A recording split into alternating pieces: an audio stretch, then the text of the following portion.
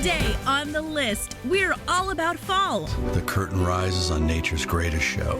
From the garden. Basically what I'm doing is I'm building next year's soil. To the kitchen. This tastes like a hike in the woods. We're all about fall. All of this is what makes it so special. It's your life, it's your list, and it starts right now. Hey everyone, I'm Jimmy Rhodes. And I'm Christina Guerrero, and hello, sweater weather. We are pretty much exactly halfway between the end of summer and the beginning of winter. So today we are doing a show all about fall. And let's get started in probably the first place to feel the seasonal changes, your yard and garden. Yet traditional wisdom says when autumn comes, you rake the leaves and lock up that garden shed until spring. No, not so fast. We have some tips to keep your yard happy and healthy and maybe even surprisingly productive. That's our featured story at the top of the list. The leaves are falling and cold temperatures are on their way, so that's it for gardening season, right? Not true. I mean, if you really understand where you're at, what you can do, you can grow through the entire winter season. No matter where you live, Justin Rohner, founder of agriscaping.com, is helping you get your yard winter ready. Starting by mapping out your winter microclimates. Microclimate is really a location within the yard that exhibits a different climate than your traditional farming type environment, which is always full sun. Describe this to me, because the sun is not always taking the same trajectory across the sky at different parts of the year. So in the fall and winter, that sun takes a dive into the southern sky. Meaning different parts of your yard get sunlight in different seasons. During the fall, A, B, and C zones on your microclimate map are the most ideal zones to grow in. Now that we're in the fall, we're heading into winter, it's like this area actually gets a lot of full sun, which is perfect for extending our season and growing food all throughout the winter months. So to make it easier to track your microclimates, head to Google to print a satellite image of your house. In the fall and winter months, you can kind of see the yellow and the green zones are great growing zones, or red zones are great growing zones for the winter. And another place is the C zone. It has morning shade, but afternoon sun, making it a prime sun location in the winter. But if everything's fully shaded, start prepping your yard for spring. Justin, we've moved over into the shade, and what makes this not a good growing area for the winter? Well, in the winter with the shade here, things just aren't going to grow. The soil's not going to be warm enough. So to prepare for spring, consider solarizing or winterizing these areas. Well, let's start with solarizing. What does that mean? So we're going to cover this stuff all over with the plastic, put some rocks on it, kind of tuck them in there. All right. And what we're doing is we're basically stressing out the environment, but we're also warming the soil a little bit. Essentially, you're creating a micro greenhouse. We've already watered this, so this is watered, and then we put this on top. So it's going to force all these seeds that are here to start sprouting up. This forces the weeds growing underneath to turn into compost, perfect for you to start winterizing. Start by placing cardboard over it. I'm going to take my mulch, my compost, and I can literally pile it up to about a foot high with compost and mulch. And so basically what I'm doing is I'm building next year's soil. And if you want to grow plants but don't have a lot of sun in the winter, consider growing vertical. The roots are staying warm and you can extend the season. I mean, we've been able to grow basil year-round in those kind of beds that are higher up with the sun now hitting the base of the soil on those things. Really warms the soil and really makes that plant happy as can be, all in the normal place, and it keeps it away from the colder air, which is lower. We're saying goodbye summer by prepping your yard for winter at the top of the list. The visual highlight of this season, of course, is the stunning colors of the fall foliage. However, this amazing display only lasts a few fleeting weeks. So Heidi Fogelsong is checking out some breathtaking places to take in the magic of the season with leaf peeping across America. Grab a sweater and a camera, because we're scoping out some of the amazing colors that usher in the fall season as we go leaf peeping across the U.S.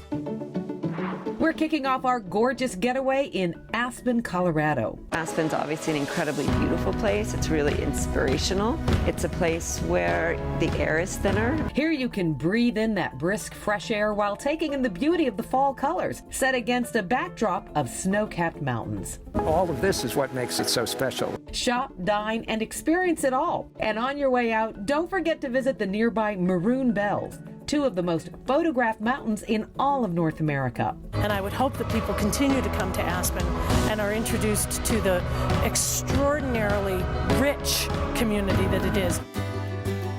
Our next colorful cruise takes us to Michigan's Upper Peninsula. Welcome to Michigan's Upper Peninsula. Get engulfed in beauty by this densely forested peninsula bordering 3 Great Lakes. It begins with a slow dance of turning leaves and crescendos in a trillion trees of flame. For the next several weeks, the curtain rises on nature's greatest show. You can take it all in by hiking through one of the UP's more than 20 state parks during the day and stargazing the dark skies at night. Michigan's Upper Peninsula, the purest of pure Michigan. Our final stop takes us to Shenandoah National Park in Virginia. Shenandoah is home to a community of plants and animals not found in any other place in exactly this way. Here you can enjoy the spruce, oak, and hickory trees' beautiful colors as you try and spot the wildlife. The endemic Shenandoah salamander seeks cool, moist soil of Shenandoah's highest peaks, while peregrine falcons soar from its cliffs. It may get chilly, but don't worry, because you can keep warm and still see it all by driving the 105-mile Skyline Drive that winds through the entire park. Although these mountains are old, every day is new in Shenandoah National Park. Falling in love with foliage with leaf peeping across America. You know, with the holidays coming, a lot of people are taking to the skies. Bags are packed, passports are up to date, but there are some things that are just out of your control. So we have tips to make sure your getaway plans don't get away.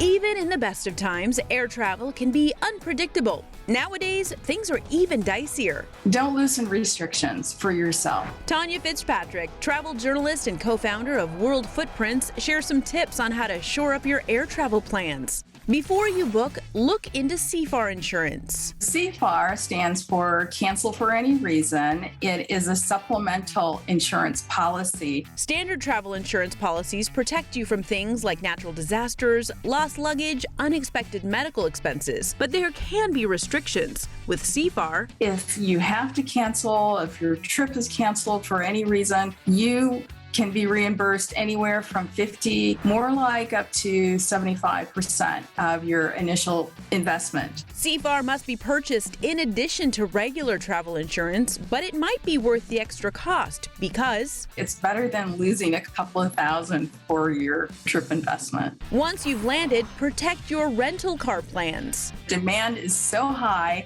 supply is so low, and these rental agencies are churning out the cars. That means you can get to the airport and find there are no cars available, even if you booked a rental. I think it's always important to have a backup. Price out ride shares to your location beforehand. And if you use one, ask for reimbursement from the rental agency. Finally, trip stacking. Trip stacking is where you're actually booking 2 different holidays at the same time period. The strategy is to book a more ambitious trip, like going abroad or a cruise, that is backed up by a trip that's less likely to be canceled. Travel insurance may help cover some costs if you can afford this, but there are pros and cons. The con being the financial output that you'll have up front. The pro is that you're covered either way. Make sure your vacay is okay by protecting your air travel plans. Still to come on All About Fall. Why now is the perfect time for DIY projects. You just are able to do more comfortably. Plus, draw up a few simple plays to boost your tailgate game. If you select a theme, then everything else comes together more easily. And this is not a game. Get a sneak peek of the latest fall movies. All right, when's the murder mystery start? More All About Fall next on the list. Hey YouTube, it's the middle of the show and I just needed to quickly pop on and ask you to subscribe and turn on notifications. That way we will always be connected. Okay, back to the show. Welcome back, and another place we're going to make it all about fall. Happy hour. Yeah, with these short days and crisp nights, it's a great time of year to warm up while you chill out. So we're adding a little autumn to your drink menu with these tasty fall cocktails. Cooler weather is here to stay, so it's time to spice up your fall cocktail menu. Fall's all about warmth and those warm flavors, and do these warm you up inside? Oh, they do.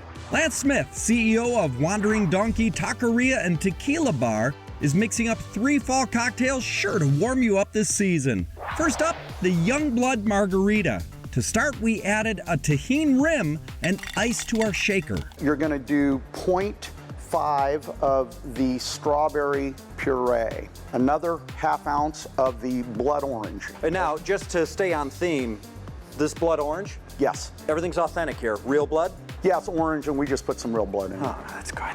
No real blood was used during making of this drink. Next, add a couple slices of jalapenos and muddle. Okay, that's what's going to get that flavor going, right? So essentially, I'm taking some of the heat and distributing it around? Exactly. Add lime juice, then add your mezcal. That smoky flavor with this little bit of spice is going to have a real nice mix. Spectacular. Oh, it's going to be like really burning is. fall leaves. And now, we need a really nice shake.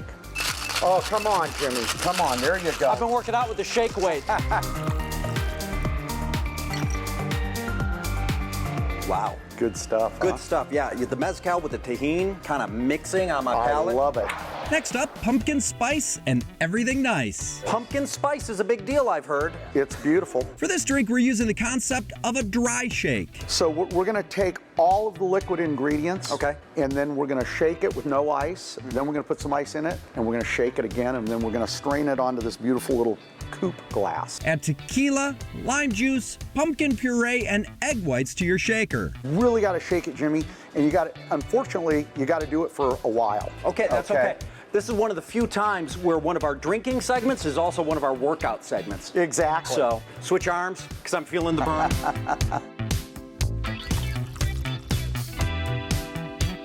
Wow, there's a heartiness to this because of the egg white. Yeah, absolutely. And lastly, we're making the drink of the dead. I'm very thirsty. Oh, okay, we got something for you. Starting with our liquor. The base of this is a mezcal again. And then we have a chartreuse liqueur, which is actually dates back to 1605. 3 monks developed this liqueur out of 130 different alpine herbs. Wow. Next, add your lime juice and sage-infused honey. Gives it another herbal flavor. Then add your egg whites and dry shake. Now we want to get some ice in there, and we want to shake it again. Then strain and garnish your drink. It's pleasing to the eye, but on the palate, this tastes like a hike in the woods. We're mixing up cocktails for fall. Leaves are giving Mother Nature a whole new look for fall, and we are going to let our homes follow her lead. A designer and craftsman from HGTV has a few simple ways to dazzle up your digs. Fall is here, and with the temperatures cooling down, why not get a few projects done around the house? Fall is awesome because you just are able to do more comfortably because you can be so productive, but you don't get tired as much, and it's a productive time of year. We spoke with HGTV star and master carpenter Chip Wade to learn a few easy DIY projects to spruce up our home for fall. First up, carpet. And can be super luxurious, super textural, very comfortable, warm. Chip says carpet isn't usually what most people think of as an easy DIY project, but And it's going to be easy to install as well. There's even some DIY carpet options out there that come in like 4-foot by 2-foot big rectangles that just stick down, so if you mess it up, you can just peel it back, throw it away, and put in a new one. It's awesome for kids' rooms, extra bedrooms. Again, things like that are easy, and sometimes people don't know they exist. our next DIY project, patch wall holes. Maybe you got some holes from doorknobs through the drywall, and those repairs just left unrepaired all the time because you know what it's going to take to do it. You got to get out the drywall mud and put it on there and find the tools. But Chip says holes are an easy fix with the DAP Eclipse Rapid Wall Repair Patch. There's no spackling, there is no sanding, no additional tools needed. You literally get it right out of the package, you stick it to the wall, paint over it immediately, pull back this plastic cap, put the second coat of paint, and you're done. The 6-inch patch is actually 4 times stronger than the drywall was to begin with. The final way to spruce up your home for fall, less furnishings. Less furnishings is really a trend that I want to encourage people to embrace. There are a lot more tailored options that are still very comfortable. So when searching for a new recliner, Chip says skip the big poofy chairs. The technology and cushions are getting also so good that we're able to have much more tailored looking furnishings in a smaller package. We're turning over a new leaf with fall projects at home. We'll be right back.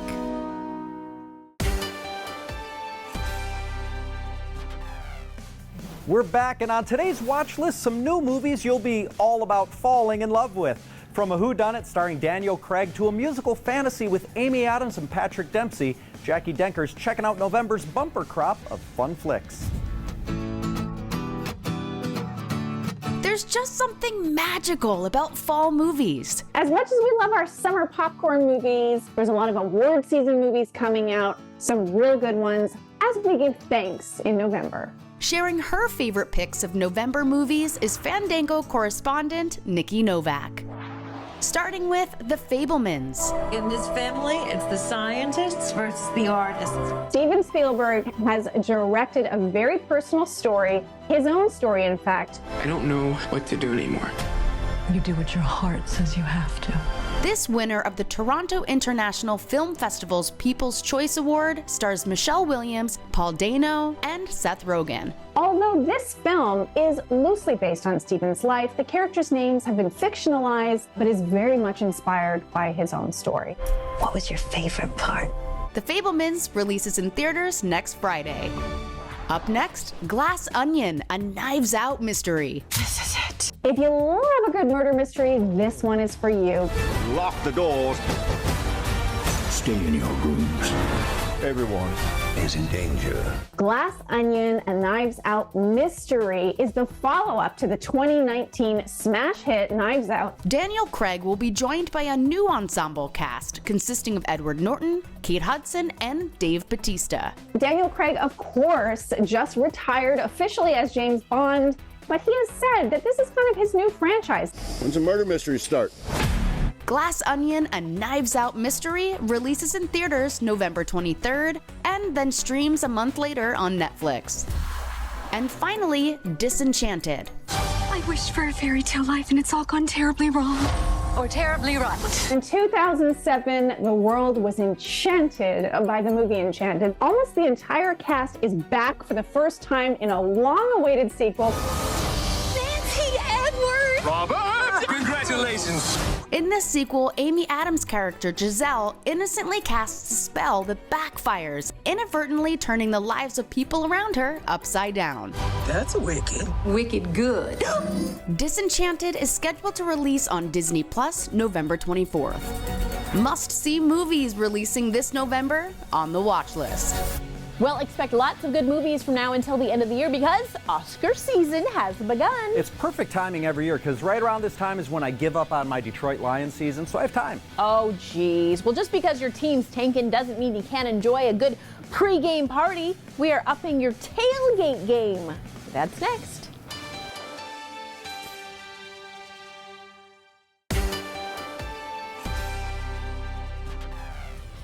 Welcome back. You know, fall is all about football. Now, it doesn't matter if it's Pop Warner or Pro, it's always a good excuse for a party in the parking lot. Teresa Strasser is upping our game by showing us how to take tailgating to the next level.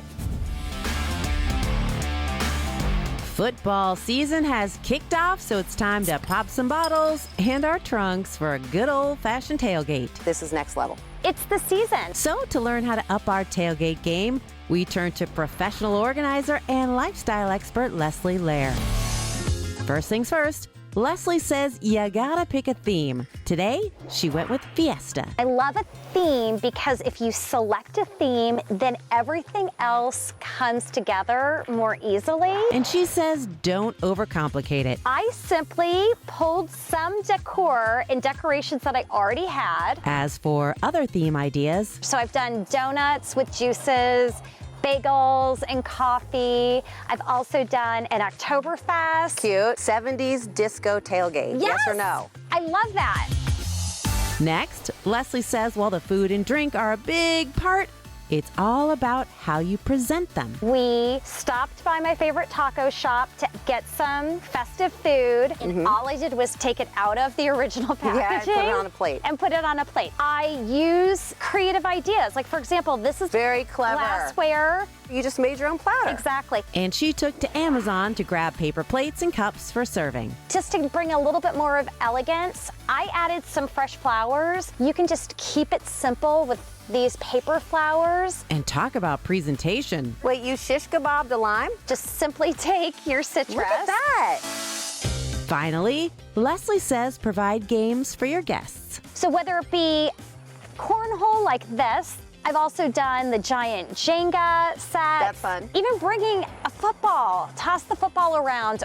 She is full of ideas. Now, Leslie, take us out with an obligatory tailgate pun. No time for a siesta, it's time to fiesta. After a few drinks, when you say that at your own party, then it's time for a siesta. Now we know how to seriously upgrade our tailgates. All right, so what do you think, Jimmy? Are you still going to tailgate even though your season is effectively over? Yeah, my Detroit Lions are in line once again for the #1 overall pick in the draft. So there's always next year. There's always next year, and that's the spirit I like to hear from you. Jimmy Rhodes, thank you. You too. If fall is your favorite season, well, why not give this fall-themed episode a like or leave us a comment with your favorite autumn activity. And if you want to never miss content about any and every season, hit subscribe. And right now, if you're looking for a great excuse to skip raking those leaves, well, we've got you covered. Here's some more episodes of the list. You can enjoy them and you won't even get blisters, I promise.